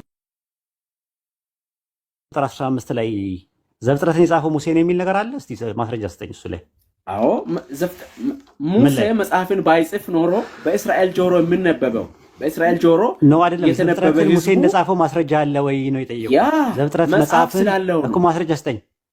የታለ እንደዛ የሚል 5 መጽሐፍቶች ናቸው ያሉት። ከ5ቱ የመጀመሪያውን ኦሪት ዘፍጥረት የሚባለው ሙሴ መጽሐፉ ማስረጃ ስጠኝ። በእስራኤል ጆሮ የምነበበው መጽሐፍ ከየት የመጣ ነው ነው ኡስታዝ? እኮ ጠየቅኩ እኮ ዘፍጥረትን ሙሴ ስለመጽሐፉ ማስረጃ ስጠኝ ያልኩ። እስካሁን እየጠበቅኩ ነው። አዎ ይኸው የሙሴ መጽሐፍት ይላል እኮ በህዝቡ ጆሮ እየተነበበ የእስራኤል መጽሐፍ ይነበብላቸዋል። ዘፍጥረት አይልማ። ዘፍጥረት የሚለውን ኦሪት ዘፍጥረትን ሙሴ ጻፈው የሚል ነገር አላነበብኩም እስካሁን። እስቲ አውጣና መዝሙረ ዳዊትን ነው የጻፈው ሙሴ ዘፍጥረትን ስለመጻፉ ዘጸአትን አይደለም የጠየኩ፣ ዘፍጥረትን የጠየኩ። ዘጸአት ምዕራፍ 2 ላይ ጀምረህ አልጠየኩም። ሙሴ ነው። ሁለተኛውን መጽሐፍ አልጠየኩም። የጠየኩ ኦሪት ዘፍጥረትን ነው። ኦሪት ዘፍጥረትን ሙሴ ስለመጻፉ ማስረጃ ስጠኝ። ይኸው እኮ አሳየው። ይኸው የታለ አይልማ እንደዛ። የታለ ዘፍጥረት ስለ ዘፍጥረት ያወራል አይልም እንደዛ። የሙሴ ቃል በቃል ከሆነ ኤግዛክት ወርድ ፋላሲ ነው የምትሰራው ኡስታዝ። ችግር ነው። ኖ የታለ ኤግዛክት ፋላሲማ አንተ ነው የሰራው ራሱ። ኤግዛክት ወርድ ፋላሲ አልጠየኩም። ኦሪት ዘፍጥረት መጽሐፍት አይልም። መጽሐፍት አይልም። መጽሐፍ ነው የሚለው ተሳስቷል። አማርኛው ይሄ 54ቱ ተሳስቷል። ይኸው መጽሐፍ 54ቱ ነው ማለት 54ቱ። ኦኬ ዘፍጥረት የለህም? ማስረጃ የለህም? ይኸው አሳየው። ከዚህ በላይ ዘፍጥረትን ሙሴ ስለመጻፉ ማስረጃ የለህም? በደንብ አለኝ። ይኸው የታለ? የለም አይልም። እንደዚህ ዘፍጥረትን ሙሴ ጻፈው የሚል የታለ? የሙሴ መጽሐፍት ተብሎ ይጠራሉ። የለም እንደዛ የሚል ነገር የለም። ኢብራሂም ነው ያተልኩትን አዩት። ራሱ ይሁት አያችሁ እዚህ ጋር። ቆይ አንዴ ዝም ብላ አታውራ፣ እኩል አታውራ፣ እኩል አታውራ። ይሽማ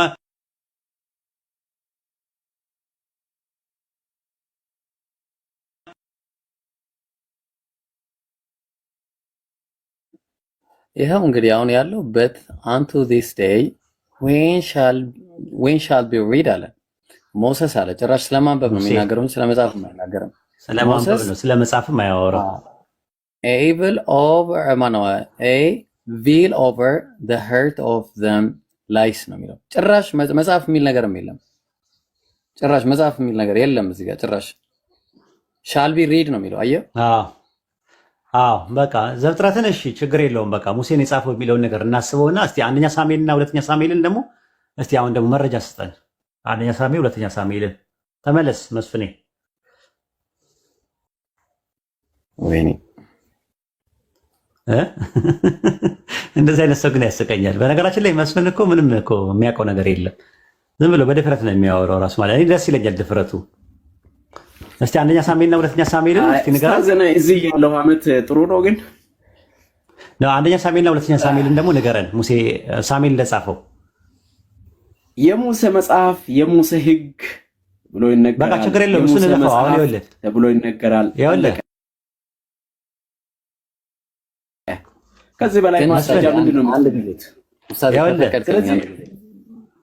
መስፍን ኦሪት ራሳችሁ እናንተን እያልኩ ነው እና በጣም ይገርማል።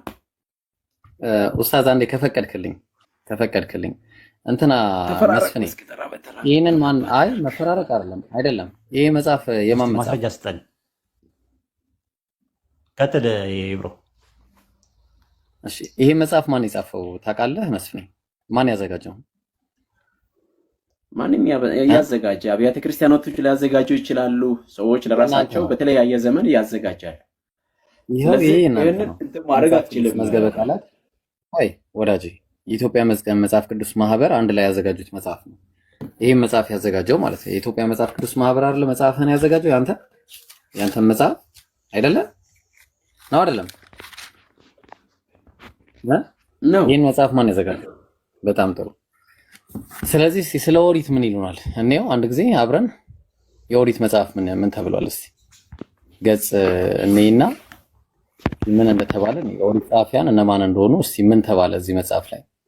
የኦሪት ጸሐፊ ከጥንት ጀምሮ በመባል ይታወቃሉ አለ።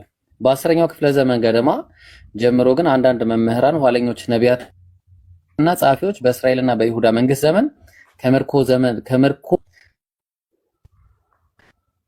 እና የቀድሞ ባህልን ህጎችን ሰብስበው አቀነባበሯቸው ይላሉ። አቀነባበሯቸው ማን እንደሆነ አይታወቁም። ከዛ በእነሱም ዘመን ኦሪት መልክ ሊይዝ ችሏል የሚል ግምት አላቸው። ግምት ነው ያለው። ይሁን እንጂ ጉዳዩ በአንዳንድ አብያተ ክርስቲያናት ዘንድ እጅግ አጨቃጫቂ ሆኖ ተገኝቷል ይላል። ምን ትላለህ? ስለዚህ ኡስታዝ ያው ቀጥል በቃ። የለም እኮ ዘፍጥረትን ሙሴ ጻፈ። አሁን ዘፍጥረት ህግም አይደለም ሲጀመር ታሪክ ነው ያለው። አሁን ዘጸአት ዘሌዋውያን ምናምን የሚባለውን ነገር ቢሆን ኖሮ ኦሪት ነው። ኦሪት ማለት ህግ ማለት ነው። ዘፍጥረት ታሪክ ነው። ዘፍጥረት አንዳንድ ላይ በመጀመሪያ ኤሎሂም ሰማይና ምድር ፈጠረ እያለ ሙሴ ስለመናገሩ ምንም አይነት ማስረጃ የለም። አታመጣም። ራሱ እንደ 1000 ዓመት እንኳን ጊዜ ብሰጣ አታመጣም። ሁለተኛ ቆሮንቶስ 3:15 ላይ እየተናገርከ ያለው የሚናገረው የሙሴ መጽሐፍት የሚለው በጭማሪ ነው። ሲጀመር ጭማሪ መሆኑ ግሪከኛው ላይ ማየት ይችላል፣ አማርኛው ላይ ማየት ይችላል፣ ግዕዝ ላይ ማየት ይችላል። ኢቭን እንኳን በላቲን vulgate ላይም ራሱ ማየት እንችላለን ካስፈለገ። ይሄ ልጅ ምንም ያውቀው ነገር የለም። የድሮ ሰው ነው ራሱ። የድሮ ሰዎች በምን እንደምትጠብቁት የድሮ አርጊውመንት ነው ሁሉ የሚመጡት። 1954 ካሉ 54 ነው በቃ አለቅ። ከዛ ከ1954 አዲሱ መደበኛ ትርጉም ስታመጣላቸው አይቀበሉም። 1980 ስታመጣላቸው አይቀበሉም። ከ1954 በፊት የነበረውን የ200 ዓመት በፊት የነበረውን የ1879 160 170 ዓመት የነበረውን መጽሐፍ ካመጣችሁላቸው አይቀበሉም። ለምንድን ነው የማይቀበሉት? በቃ ስቲክ ነው ያደረጉት አንድ ነገር ላይ። በቃ እውነታው ይሄ ብቻ ነው ብሎ ነው የሚያስቡት እንጂ ግዕዝ፣ ዕብራይስጥ ምናምን ነገር ስትሏቸው ምንም የሚያውቁት ነገር የለም፣ እውቀቱ የላቸውም። ስለዚህ ከዛ አንጻር ነው አይ ቲንክ ተምሮ ቢመጣ ጥሩ ነው። ሌላ ጊዜ አጥንቶ ምናምን መስፍኔ የምነግርህ ነገር በደንብ አጥና። ለአንተ ለወደፊቱ የምነግርህ ባይብልን ስታጠና፣ ባይብል ስተዲ ላይ ስታጠና ሪፈረንሶች የሚባሉ ነገሮች አሉ። ትርጉም አለ። ትርጉም ሊሳሳት ይችላል ራሱ ማለት ነው። ትርጉም ሲሳሳት ደግሞ ምንድን ነው የምታደርገው? እንግሊዝኛ ይታያል፣ ግሪከኛ ይታያል፣ ዕብራይስጥ ይታያል፣ ግዕዝ ይታያል። እና ለቋንቋ ለመደበቂያነት አይደለም፣ ራሱ ሞር ፕሮፌሽናል የሆነ ነገሮች ለአርጊመንት ቢልድ ለማድረግ ይጠቅማል ለማለት ፈልጌ ነው። ኢምራን የምጨምረው ነገር አለ? አይ ኡስታዝ ጀዛከላ የለም፣ ቀጥሉ እያዳመጥን።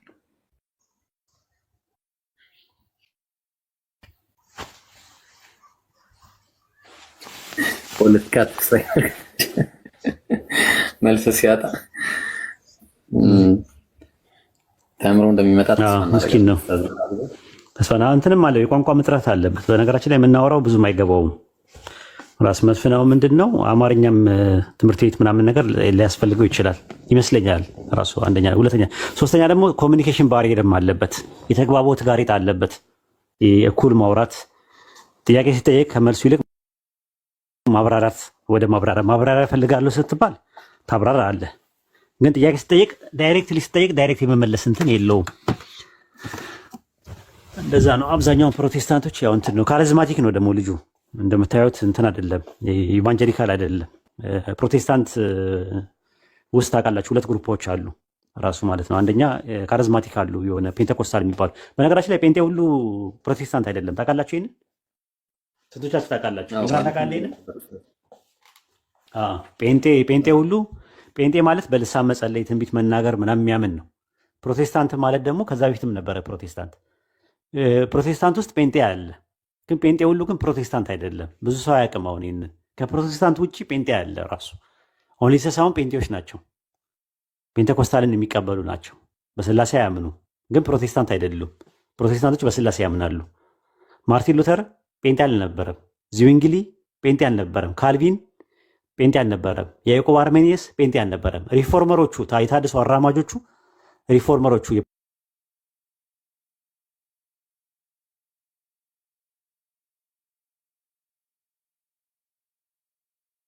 ፕሮቴስታንት የሚባሉት እነ ሜኖናይት የሚባሉት አናባፕቲዝም፣ ሜቶዲስት ምናምን የመሳሰሉት እነ መሰረ ክርስቶስ እነ ሙሉ ወንጌል ምናምን የመሰረቱት ሌላ ናቸው። እነሱ ራሱ ሶሎ ስክሪፕቸሮችን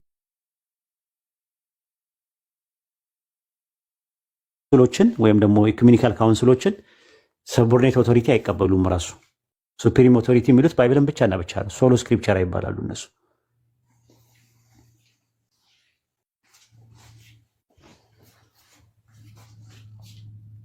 ጥያቄ ያላችሁ ሰዎች ግቡ። ያጀማስ ጥያቄ እናስተናግዳለን። እናንተ ቀጥሉ። እኛ ጋርም ዞር አዘነ። መልካም ጊዜ ይሁንላችሁ። ጀዛከላ ኸይር ኡስታዛችን፣ አላህ ይጠብቅ። ጀዛከላ ኸይረን ኡስታዝ። ይህ አካውንት አዲስ አካውንት ነው። እናንተ ሰዎች ፎሎ ያደረጋችሁ ይመስሏችሁ ትላለህ። ከዛ ስትፎግር ኢምሩ ምን እንጀምር? ጥያቄ ያለው ካለ ገብቶ ይጠይቅ፣ ወይም ክርስቲያኖች ካሉ ይግቡና ርዕሳችሁ ምንድን ነው ዛሬ?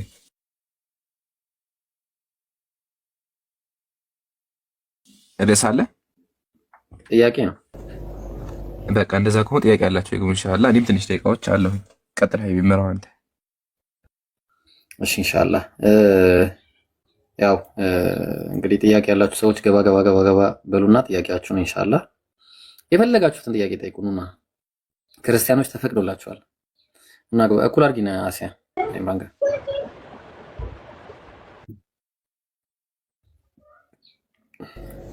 እሺ ሙስሊሞችም ይግቡ። አዎ ጥያቄ ያለው ሰው ይግባ። በተለይ ደግሞ ክርስቲያኖች ቢኖሩ የተመረጠ ነው። እሺ እነሱ ሲቀመጡ ሙስሊሞች ዳንደሊዮንስ ወይ ደግሞ ዳንደሊዮንስ ነው ብቻ። ኤኒዌይስ ይሰማል። ኦኬ ዮናስ አለ። አይ እኔ ገብቶ ዝም የሚሉ ሰዎች ይገርሙኛል። ዮናስ አልገባም እኔ ጋር ይሄ አሁን ገና ገባ። ዮናስ ሰላም ነው? ሄሎ ሰላም ነው? እግዚአብሔር ይመስገን። እንደምን አለ? አለን። ጥያቄ አለ? አዎ አለኝ። ኢምራን አለ? አንዴ ውሃ ገዝቼ ልምጣ። ኢምራን አሰናለሁ። እሺ አየሽ አለ። እሺ ወገናችሁን ሰላም ብያለሁ። ጥያቄ ማቅረብ ትችላለህ። ኢምሩ አህለን ብያለሁ። አህሊና እሺ እናወራ ነው። ቀይ ልጅ ወጣና በደም ዘይራቸዋል። እሺ ቀጥል ዮናስ። እሺ እንትን ይሄ በቁርአን አማርኛውን ተፍሲር ከመጀመሪያ በፊት ቆይ አንዴ ከመጀመሪያ በፊት ከቻልክ ድምፅህን አስተካክል። ሲቀጥል ጫጫታ ቦታ ነው ያለው። ከጫጫታ ቦታ ሰዎች በደንብ እንዲሰማቸው። እሺ ድምፅህን ከፍ አድርገውና ሞባይል እናቅርበው። ይሰማል መሰለኝ። ይሰማል አሁን ስለማይሰማ ቀጥል። ለማንኛውም እሺ በቃ ጠይቀህ ምን ታደርጋለህ? አሁን እንትን ብያለሁ። ይሰማል አሁን ይሻላል። አሁን ኢሳይያስ ላይ አለ የለም ያለው ትንቢተ ሚልክያስ 3:1 ላይ ነው ያለው። የመጀመሪያ ስህተቱ እሱ ነው። የመጀመሪያ ስህተቱ እሱ ነው። በፊቴ እጠርጋለሁ ነው የሚለው ወይስ በፊትህ ነው እጠርጋለሁ የሚለው? ሚልክያስ 3:1 ላይ ያለው ኦኬ፣ እዛ ላይ በፊትህ ነው የሚለው። በፊቴ ነው የሚለው፣ እዚህ ላይ ደግሞ በፊትህ ላይ ነው የሚለው። አዎ በፊትህ እዛ ላይ የተጠቀሰው ከትንቢተ ሚልክያስ 3:1 ላይ ከሆነ የትኛው ነው ትክክል? ፈጣሪ ያለው በፊቴ ነው ወይስ በፊትህ ነው ብለ ያለው? አዎ እሺ። ከዛ ቀጥሎ ደግሞ በነብዩ በማን ነው የሚለው ሲሳሳት? በኢሳይያስ በነብዩ በኢሳይያስ እንደተባለው የሚለው ኮዴክስ ሳይናቲከስ ነው። ኮዴክስ አሌክሳንድሪያስ ደግሞ በነቢያት እንደተጻፈ ብሎ ነው ያስቀመጠው። የትኛው ነው ትክክል? በኢሳይያስ ያለው ነው በነቢያት ያለው ነው ትክክል? እሺ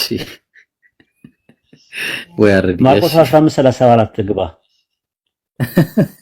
ኡስታዝ ይቅርታ፣ ማርቆስ 15:34 እሺ ማርቆስ 15:34 በዘጠኝ ሰዓትም ኢየሱስ ኤሎሄ ኤሎሄ ለማ ሰበቅታኒ ብሎ በታላቅ ድምጽ ተረጓሚም አምላክ አምላኬ ስለምን ተውከኝ ማለት ነው። አምላክ አምላኬ ስለምን ተውከኝ ነው የሚለው ትርጓሜው አለ። ኮዴክስ ሳይናቲከስ ነው እንደዛ የሚለው። ኮዴክስ ቤዛ ላይ ደግሞ አምላክ አምላኬ ስለምን ሰደብከኝ ይላል። የትኛው ነው በትክክል የተተረጎመው? ሰደብከኝ ወይስ ተውከኝ? ኦልራይት እሺ ማርቆስ 1:41 ግባ። ማርቆስ 1:41 ማርቆስ 1:41 ኢየሱስም አዘነለት፣ እጁንም ዘርግቶ ዳሰሰውና እወድሃለሁ ንጻ አለው። አዘነለት የሚለው ኮዴክስ ሳይናቲከስ ነው። ኮዴክስ ቤዛይን ደግሞ ተቆጣው ነው የሚለው። የትኛውን ነው? ኢየሱስ አዘነለት ወይስ ተቆጣው? እሺ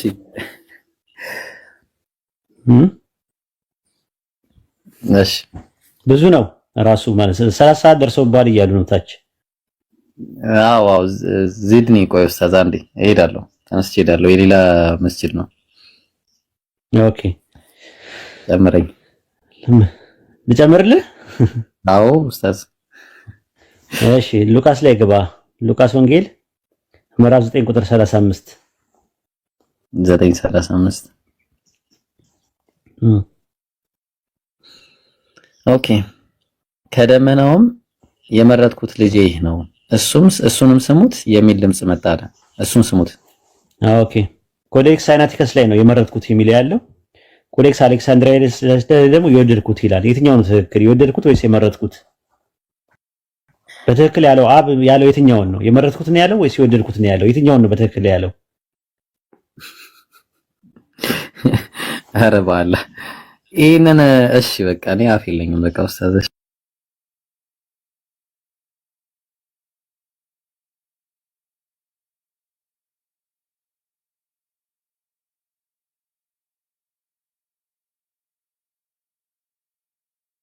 አለው ይላል አይደል? ታምናለህ ነው? አፎን አንተ በእግዚአብሔር ልጅ ታምናለህ ነው አለው። በእግዚአብሔር ልጅ ታምናለህ ነው ብላ አስቀምጡት። ኮዴክስ አሌክሳንድሪየስ ነው።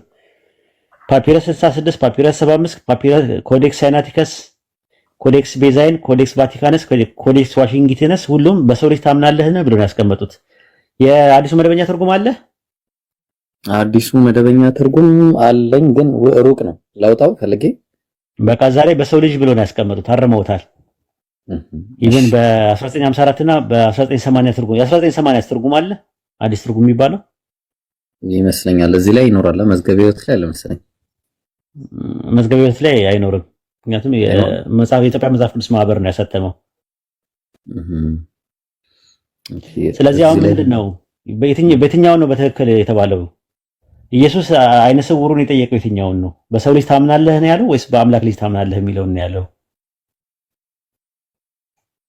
ከባድ ነው በእውነቱ ከባድ ነው። ኦኬ ዮሐንስ ወንጌል 1:18 ላይ ታውቀዋለህ። 1:2 ኦንሊ ቢጎትን ሰን የሚለው ኮዴክስ ራሱ ማለት ነው። ኦንሊ ቢጎትን ሰን ራሱ ማለት ነው። ራሱ ኦንሊ ቢጎትን ሰን የሚላል አይደለ? ሞኖጌነስ ሂዮስ አንደኛው ላይ ደግሞ ቴዎስ ነው የሚጠቀመው፣ አንደኛው ላይ ደግሞ ሁዮስ ነው የሚጠቀመው። ኦንሊ ቢጎትን ሰን ይላል አንደኛው ደግሞ እንትን ይላል ኦንሊ ቢጎትን ጋድ ይለዋል። የትኛው ነው በትክክል የተቀመጠው? የትኛውን ነው ዮሐንስ ያለው? ኦንሊ ቢጎትን ሰን ነው ወይስ ኦንሊ ቢጎትን ጋድ ነው? ሞኖጊነስ ሁዮስ ነው ያለው ወይስ ሞኖገነስ ቴዎስ ብሎ ነው ያስቀመጠው? የትኛውን ነው ያለው? እንትን ላይ ነው ኡስታዝ ቫቲካነስ እና ሳይናቲከስ ነው የሁለቱ ልዩነት። ኮዴክስ ሳይናቲከስ ላይ ብቻውን የተወለደ አምላክ ይላል። ኮዴክስ አሌክሳንድረስ ላይ ደግሞ ብቻውን የተወለደ ልጅ ይላል። የትኛው ነው ትክክል? ኦንሊ ቢጎትን ሰን ነው ኦንሊ ቢጎትን ጋድ ነው? ዮሐንስ ወንጌል 1:34 ላይ ገባ። ዮሐንስ ወንጌል 1:34 እሺ እኔም አይቻለሁ እሱም የእግዚአብሔር ልጅ እንደሆነ መሰክራለሁ አለ። መስክሬያለሁ። እኔም አይቻለሁ እኔም እሱንም የእግዚአብሔር ልጅ ነው። እሱ ኮዴክስ አሌክሳንድሪየስ ላይ ነው ያለው። ኮዴክስ ሳይናቲከስ ላይ ደግሞ ማነው? ኮዴክስ ኮዴክስ ቫቲካንስ ላይ ነው ያለው የአምላክ ልጅ እንደሆነ አይቻለሁ የሚለው። ኮዴክስ ሳይናቲከስ ላይ ደግሞ የአምላክ ምርጥ መሆኑን አይቻለሁ ነው የሚለው። ዮሐንስ መጥምቁ ዮሐንስ የተናገረው የትኛውን ነው? የአምላክ ልጅ ነው ያለው ወይስ የአምላክ ምርጥ ነው ያለው?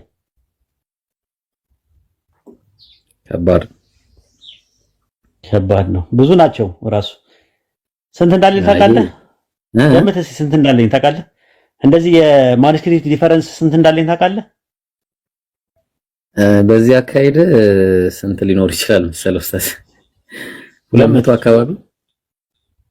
አንተ ደግሞ 200 ምን አላት እንዴ? ያው እኔ እስከማውቀው ድረስ ምናልባት በልዩነት ጉዳይ 1600 አለ። 1600 ዲፈረንስ አለ። ላኢላሃ ኢላላህ 1600 ዲፈረንስ አለ። በጣም ከባድ ነው። 1600 በጣም ከባድ ነው።